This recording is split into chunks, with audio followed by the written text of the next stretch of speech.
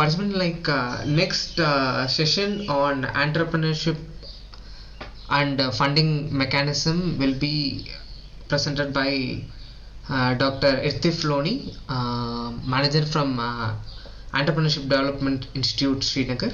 We'll start with the session shortly.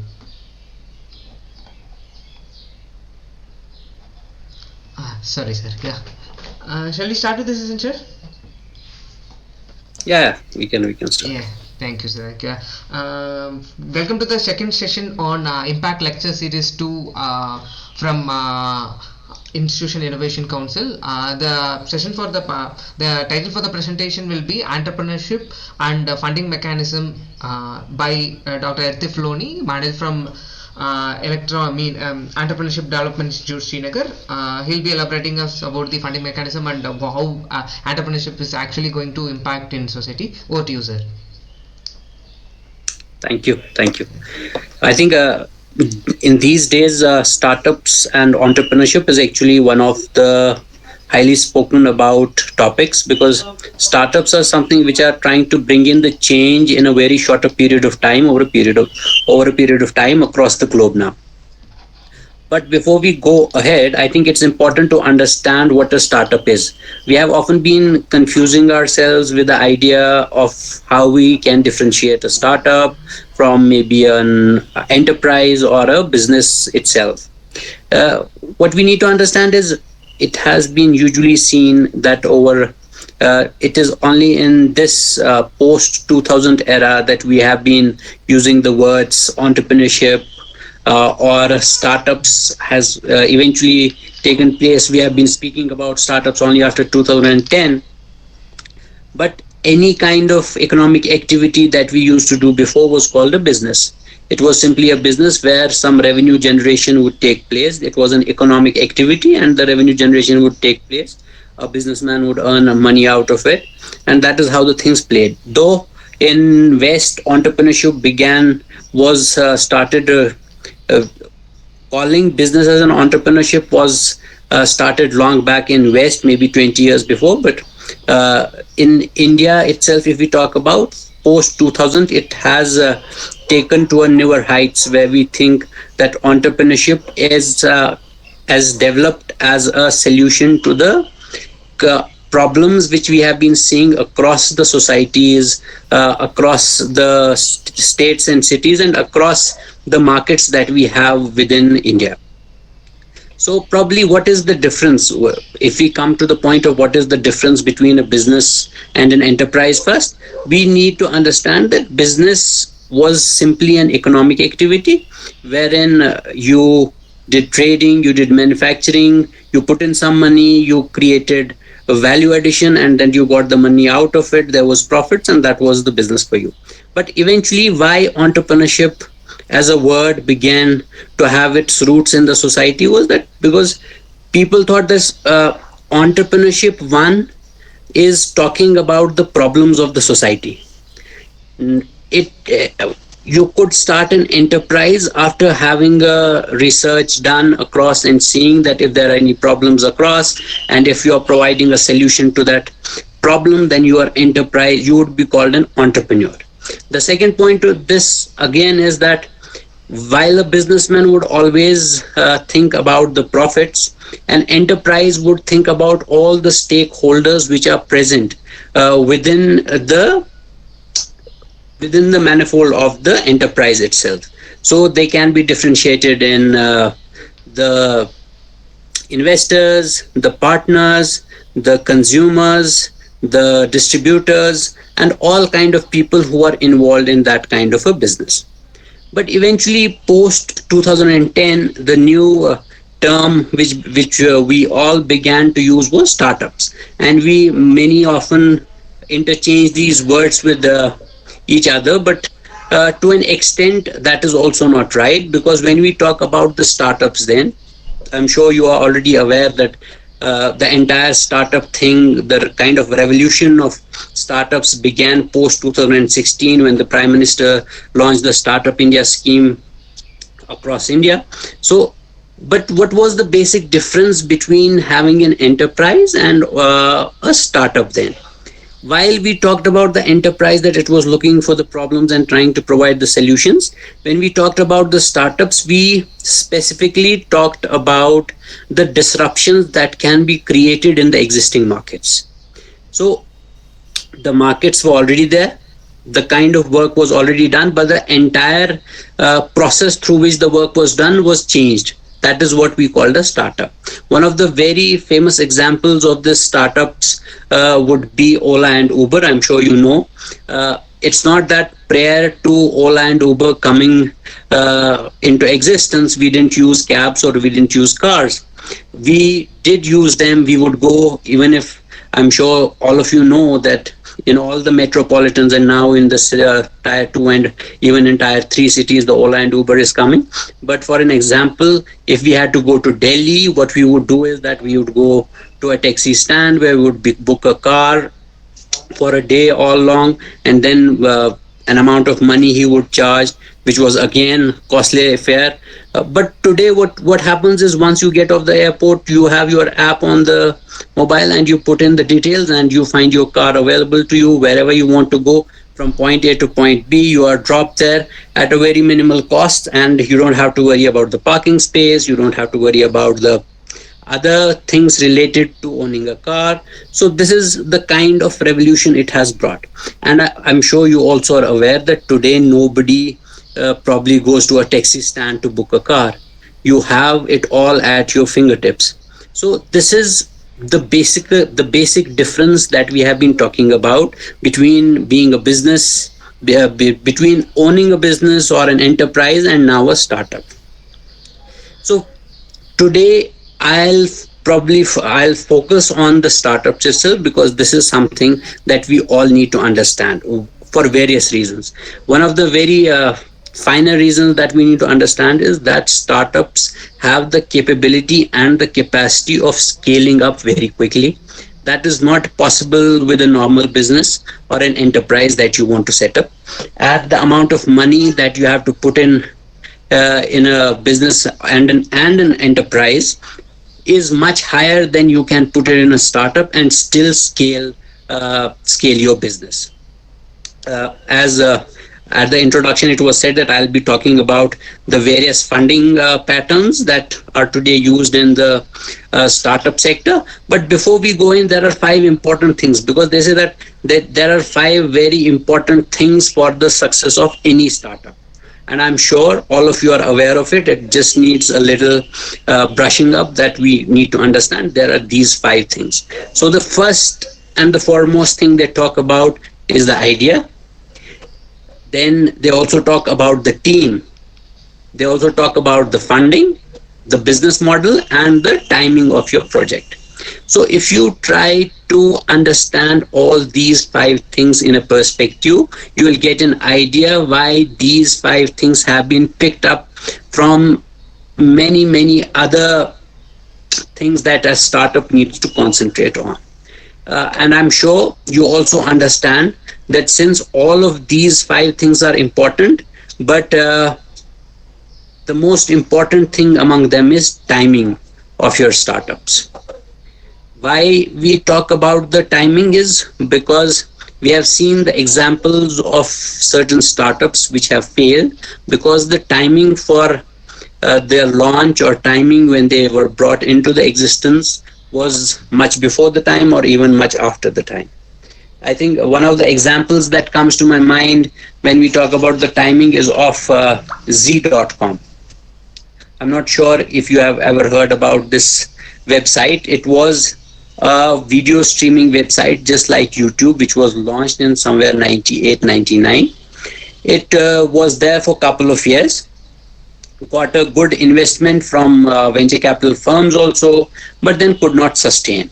So when analysis was done, and even today when the analysis is done to see why Z.com failed, so there were 2 reasons for its failure majorly.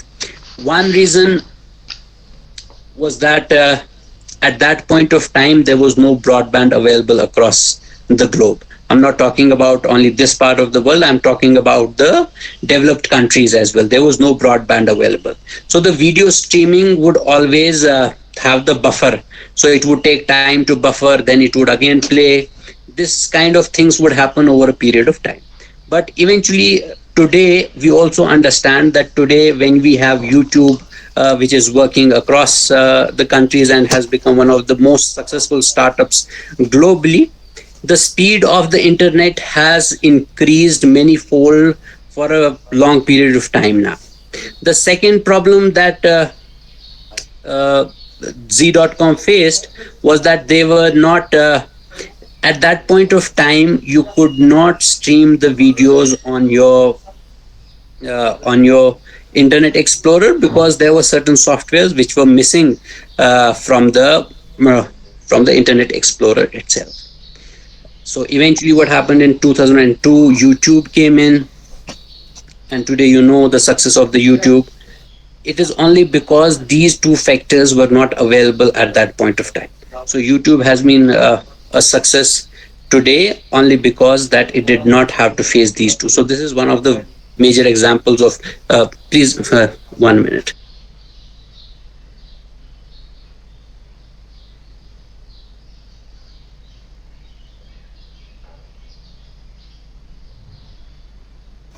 Yeah. So the second very important example in the timing case is of Airbnb. I'm sure you have heard about Airbnb as well, and you know that Airbnb had to launch thrice before it would become a successful model, which was then replicated across the globe by many of the startups later, with little changes in their business models, of course. So, why did Airbnb fail twice before it was launched the third time and then it became a success? Was because in 2008, when it was launched the third time, the recession had already hit America. So people were looking to have an extra income from other sources. So Airbnb became one of the major successes only because people during that recession wanted to have an extra income. So these are very important factors which we consider while we are trying to launch a startup. But timing is not the only important thing. There are other important things, which is then the team. I'm sure you know, though most of us always think that idea is the most important thing to have, but I'm sure all of you at any point of time, or even during the discussion that we are having right now, you would have different kind of ideas that you would want to implement, and in even in your mind you would be thinking about the success it had the success it's already enjoying in your mind, because I anybody can have an idea. All of us have idea day in and day out. I'm sure, if I talk about myself, I've had a couple of ideas myself before they were launched by somebody else, and I began to think I wish I had started it. But of course ideas are important, but not that important, because the real importance is that of the execution of that idea. Anybody can think of going to the moon or going to Mars, but then having an execution plan how we go to that place is very important. That is why team is one of the very important factors we have seen in the startups. uh, you must have seen that usually what happens, these startups, they come up with an idea but they have no skill set to implement the idea. That is one of the very particular impediments that we see in the startups. And usually what happens, a single person comes up and says that I want to do this, and usually the idea is revolving around some kind of a technology about which he has no idea. So it's important that you have a team, because when we are talking about the startups, we are also talking about bootstrapping, that there's not much of the money that you can spend over a period of time and say that we'll hire this, we'll hire that. That is not possible for at least a first stage where you go into some kind of a revenue generation. You will have to make sure that your idea you are working on can be done with the skills you already have, or with the minimal intervention from outside. You have to make this sure. Otherwise, what will happen is that though you'll have an idea, but you'll be spending a lot of money on trying to get this idea on its legs, and eventually, by the time you realize that the idea is not going to work, you would have already spent a lot of money. So this is very important. So one of the suggestions I would make to all of you, if you are thinking about setting a startup, is that you have to build a team which has complementing skill set and which are actually required for the startup that you are going to start. This becomes very important for all of you. Then of course the idea, you'll have to think the idea through. You'll have to understand the revenue model in its proper shape and size so that you could take it ahead.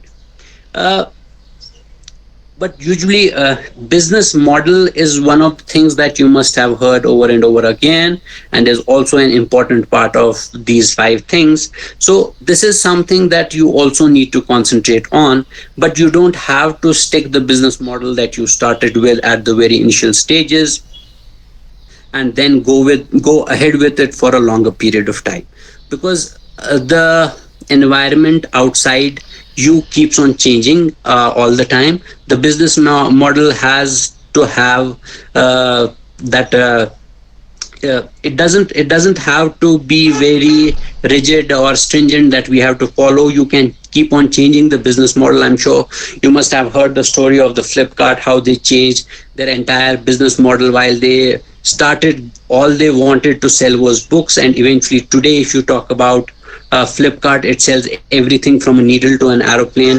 Anything you want to purchase, you can purchase from Flipkart. So the business model can keep on changing over a period of time. We'll talk about this a little later also. But then the last part of these five things, which is funding, which again is an important factor. See, though what would happen is 20, 30 years before, the only way for us to fund any of the projects was the banks. What we would do is we would go to a bank, submit an detailed project report of the entire enterprise that we wanted to establish. There was a huge amount of loan that we would raise. Then we would do the buildings, then we would do the infrastructure, and then we would eventually start the work, whatever we needed to do. So this, and if God forbid somebody, the bank rejected our proposal and said no, we cannot finance it, the business had to die there and then only. We would not take it forward because we knew that nobody else was going to fund it.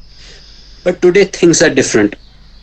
While we have the banks still available who are ready to finance the projects over a period of time, we also have other options available to us. So the major three ways through which today we can fund a startup, one being the debt funding itself, which today eventually comes through the banks or even the venture capital firms. But the second very important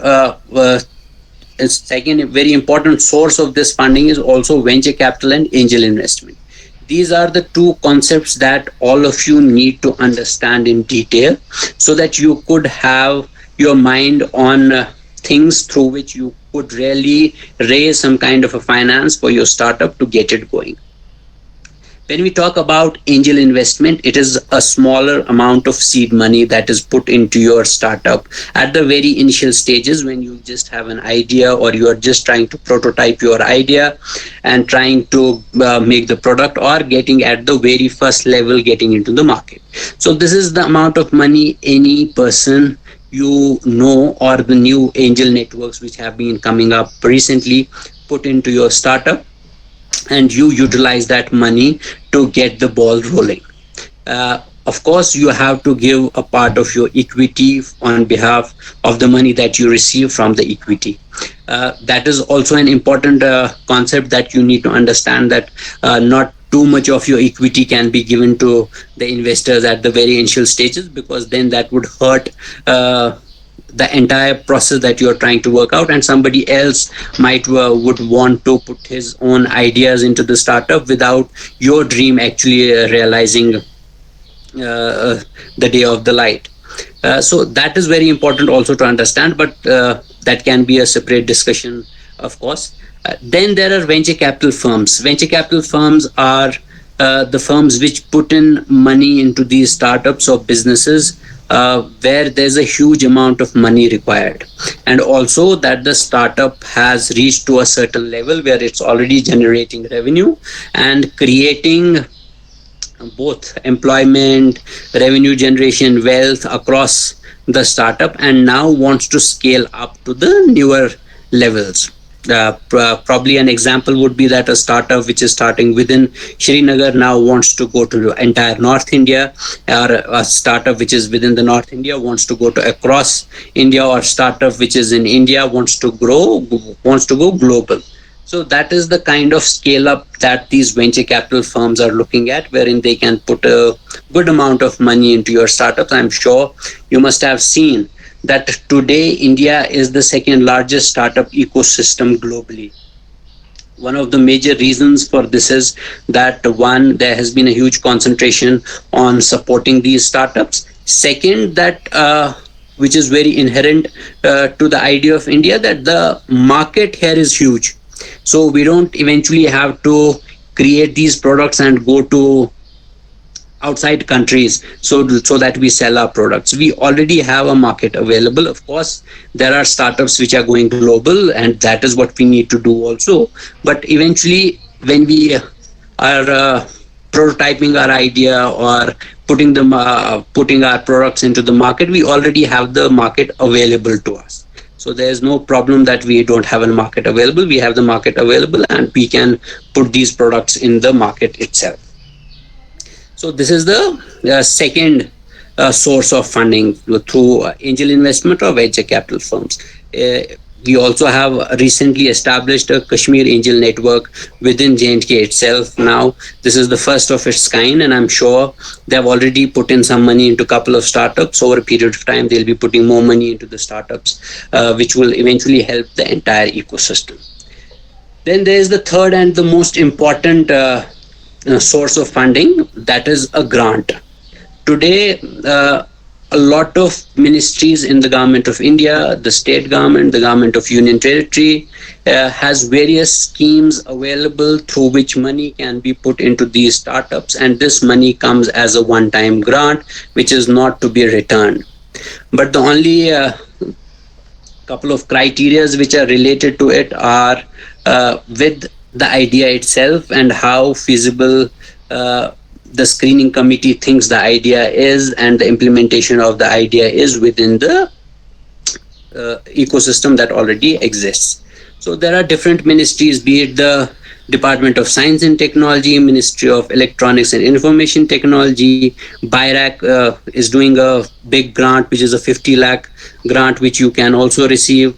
So in Union Territory of Jammu and Kashmir, there's a startup policy through which you could also get funded to a tune of around 10 lakh rupees. There are schemes which have come up through Mission Youth, which can give you an amount of 25 lakh rupees. So all these schemes are there to support the startups over a period of time so that they can sustain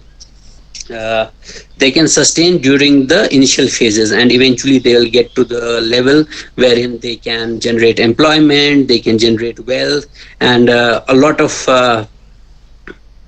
innovation which comes through these startups is also an important factor which the government considers while framing all these policies.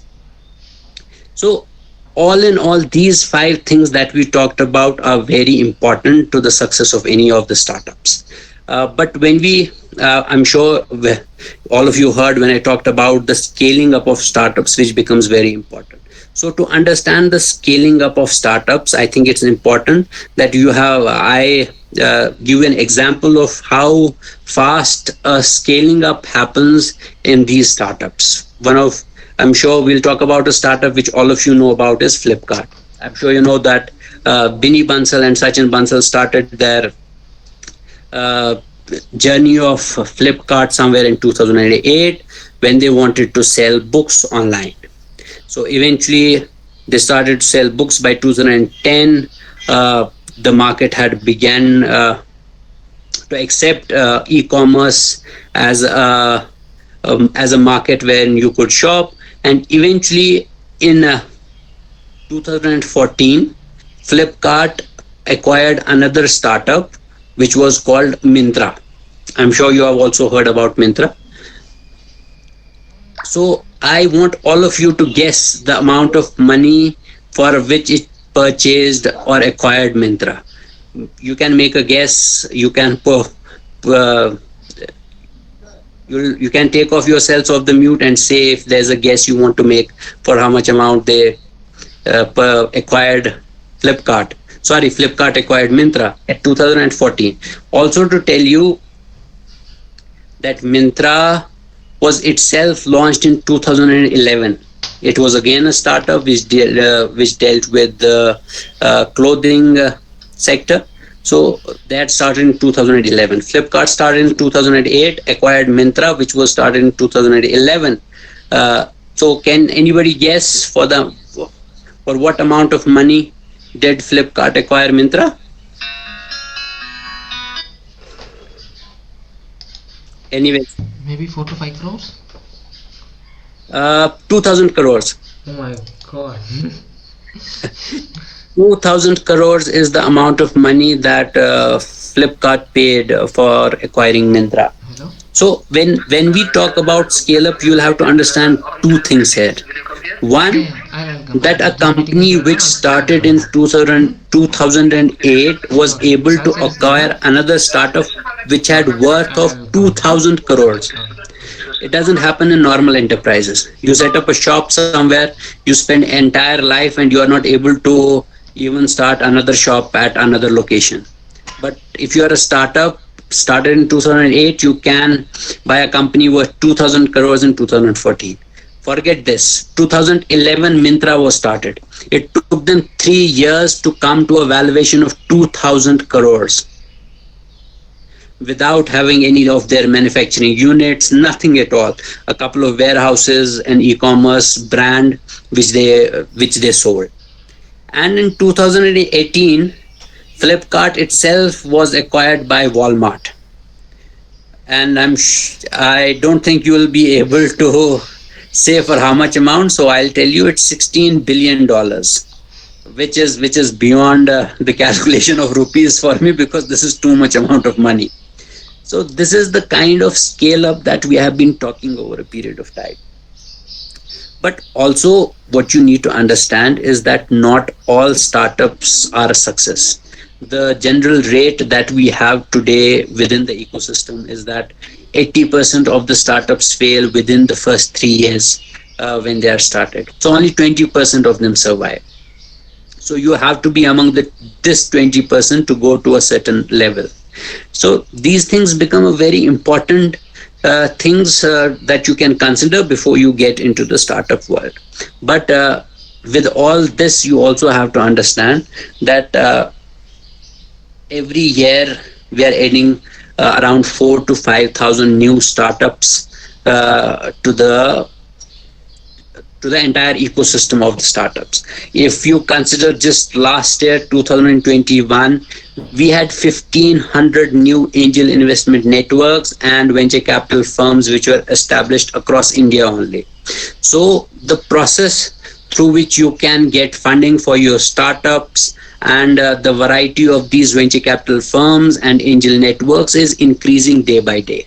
That is one of the major reasons why these people are now shifting from metropolitan cities to tier 2 and tier 3 cities, where actually the startup ecosystem has begun to grow. I don't know if you are also aware that this year in the Startup India ranking framework, J&K was also J&K was selected as a top performer in the startup sectors this year, because of the kind of investments that are coming into the startups and the startups which are going to a national level also. So these things have started to grow. I'm sure they would be very helpful to all of you in order to set up your startups. But there are these things that you must not forget. that of course the funding is available and you can get funded for your startup from a lot of angel investment network or venture capital firms, but it is important that you also hold the rope of not spending too much and bootstrapping within your startup, because if you start to spend a lot of money without having any money in your pockets, it becomes difficult for you to survive the startup for a longer period of time. And it is said in the startup ecosystem that more you are able to sustain the startup within the market, better it is for the success of the startup itself. So all these things that you'll have to understand and consider before you jump into this startup culture. One, I'll end with one last thing that I would want to tell you about is about Bill Gates. I mean, today all of us know Bill Gates is one of the most successful entrepreneurs we have seen in our life period. But what we also don't know is that the school where he studied, Lakeside School, in which it was one of the very first schools which brought a computer in 1967. I mean, that is the time when nobody, at least we didn't talk about computers. We began to talk about computers post 95, 96. But in 1967, the school where Bill Gates studied had brought in a computer. So that also became a reason that he became such a prolific computer guy who could develop programs. He used to develop programs for his own school, the timetables, the assignments, all through he could do on the computer that the school had brought, which would fit in the entire room, and only a couple of guys would use it. Again, his two friends, one of the friends died, the other friend was also a partner with him in Microsoft today. Now both of them have eventually left, but they were the partners who started Microsoft eventually. So in this startup, that has been one of the very important reasons why today there are incubation spaces being created across the educational institutions, so that the students are provided an opportunity so that they can think of this idea and then start to prototype their ideas while they are still studying. And even if they fail, they have that buffer of not losing the heart. Also with the funding itself, that when we talk about the venture capital fund or the angel investment, what you understand is that when the investor puts in the money, even if the business fails, you don't have to pay back like it would happen in the debt funding. Then entire life you would be trying to repay the loan that you would have taken. In venture capital and angel investment, it's altogether different. Or even in the grants, which is which you don't have to return either. In most of the grants, you have to provide any of the equity to the government itself. So all these things are trying to help build startup ecosystem over a period of time. I think with that I'll end. If there are any questions, you can ask, and feel free to connect anytime. Thank you, sir. Thank you for giving a clarity on how the entrepreneurship actually works and what is the impact of startup is. I have a basic doubt. Like you said, like almost 80% of the startups die within 3 years, bro. From your Yeah. experience, like what is the reason behind that, sir? The reason is that I said, when I try to define the startup itself, I said that the major why we call these startups is because they create a disruption within the market. Yeah. Not every enterprise can create a kind of disruption that you want to see in the market. So that is one of the major reasons why these ideas are innovative. Not every innovation can fit into the society. Like we talked about the Z.com, even though the innovation was something which could have been a game changer, and we saw the same idea became a game changer when YouTube started video streaming. But the acceptance of these ideas into the society, one, sustaining them for a longer period of time, putting money into these kind of ideas and having people believe that this idea is going to work. And also you need to understand that whenever startup comes with an idea, he in his mind he has already seen the success of the idea. which is not true when you get into the market.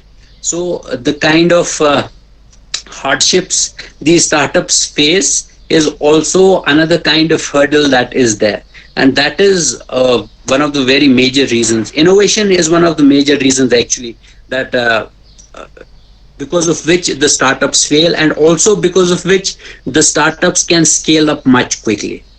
So it has both pros and its cons. Okay. Okay, sir. And again, one more suggestion from your side, like as people are quite much interested, like even I could see few of my students who want to start with few startups of their own ideas, which you say like even I could see like how hard they can be. What would be your suggestion? Which area of domains, like, because now we have focus like next 5 years we have this particular area which is going to grow, which has better funding from market. So in that way, like what are the areas you will say like which has a better scope? See,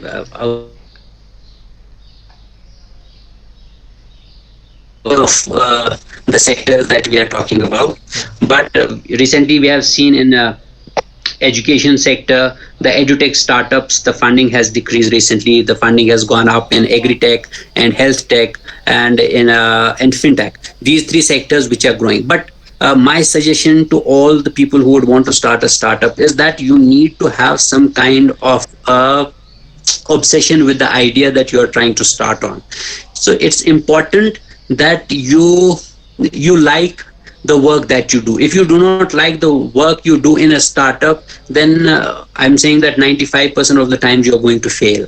If you like the idea, then you will try to sustain this idea for much longer period of time, and you will try to make it grow and you will try to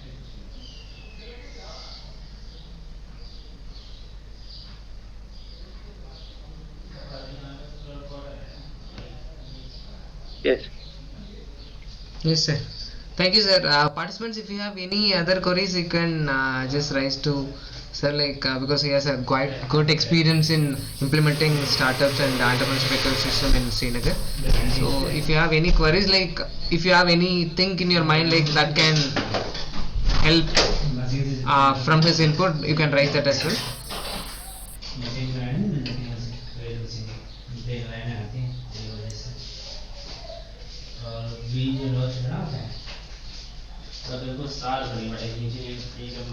Alright, if there is no question from participants, I'll just end up with one last question, sir. Like, if I have an idea, I Yes. want a small grant. Like, it's not going to be 50 lakhs or 1 crore. Like, if I have a project, maybe for students' sake, I'll be asking students come up with a lot of ideas. What is the funding mechanism to students which is being available right now? I think all these grants that we talked about are Yeah. available to the students itself, Okay. but we have one of the grants within J&K. Mm. Almost all the states and union territories today have a startup policy of their own through which they do these small grants which are provided to these startups. Even in J&K, you have a grant which you can get up to 10 to 12 lakh rupees Okay. based on the sector that you are choosing. So these are available to all the students who want to get into the startup sector. But also, without getting into these, there are also these angel networks which are providing the seed money for the startups also. Okay. Though the process is very stringent, not anybody with an idea can go and get the money, but anybody who has an idea and knows how the execution is going to happen will definitely get the money. Okay, sir. Thank you, sir. Thank you so much for your valuable time and giving us insight on like how the startup actually gets. Because as you said, like ideas are many, and the way we implement that really matters. And hope the participants also Yes. understand that like it's not that whatever you think is going to be in reality, because virtual and reality is going to be completely different. So Different. thank you very much for your time for enlightening us like how what are the different funding mechanism and how the startup has to be taken up to start with any of the process. Thank you so much, sir. Thank you. Thank you very much. Best of luck. Thank you, sir. So participants will find this session here like